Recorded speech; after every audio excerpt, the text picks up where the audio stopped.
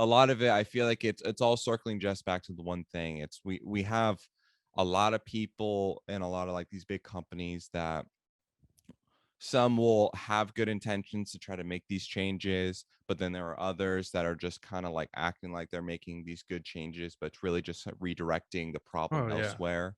Yeah. And I feel like our society and just collectively as a human race as a whole, with we're trying to find too many shortcuts with our way of living, with our health, with our way of eating, with how to get the nutrition, with how to get cut, how to lose weight, how to get fit and everything. We're so occupied with trying to find all these shortcuts that we're only bringing up the toll greater before the price really starts to get too heavy for us. Yeah. And I don't know. This is so funny. I like to the viewers, like this segues and like we don't talk about lifting at all and it just becomes conspiracy theory podcast. Like I think that'd be hilarious. But That'd be no, funny. it's something that I've said before. And as we're starting to blur the lines of the topics that we're talking about, I definitely feel like most successful industries today are just preying on the weak or at least our weaknesses, right? Because Yeah, everybody's our got their vices vice. and everything. Yeah, exactly. So everybody would like to be or okay, I won't say everybody, but a majority of people want to be in better shape. So if you can give them that magic pill or say that you can, Yeah. then they're gonna listen and they're probably gonna buy your product. And then if you have some type of scapegoat, it's like, oh well, you did my plan, but you didn't do it exactly right.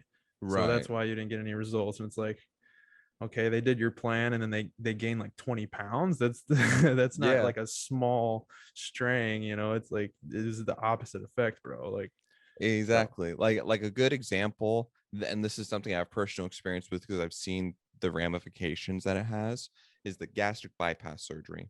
It mm, could be good in based off my experience, it could be good in the sense is if you follow the diet that they give you to a T for the rest of your life. Because with the gastric bypass surgery, they essentially cut out a chunk of your stomach and then sew it back together, and it's a lot smaller. And you have to stay on a strict liquid diet for a certain period of time, but the portions that you can eat have to be very specific and have to be small because you could very easily tear your stomach open from expanding it and everything. And I've known people personally who've got the gastric bypass, as a shortcut to be able to get that magic pill to lose all this weight, then start gaining muscle and everything, but it ended up backfiring even worse because some of yeah, the people I've known that have gotten the surgery ended up having just so much worse health conditions come up as a result of it, like yeah, very bad, where it's like muscular dystrophy, coming to like serious intestinal issues, to where bulimia, um and everything. It does lead to a lot of issues and everything. And then I feel like, everybody, like you were saying, good Samaritans, we all have good intentions to an extent and everything and stuff like that.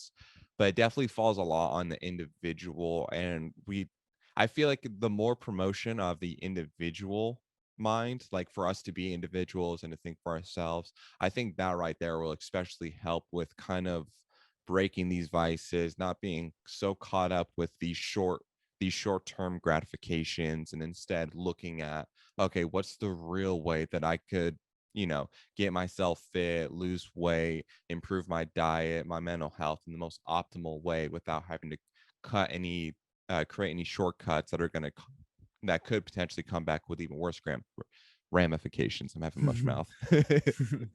yeah. No, it's no, talk about a cost.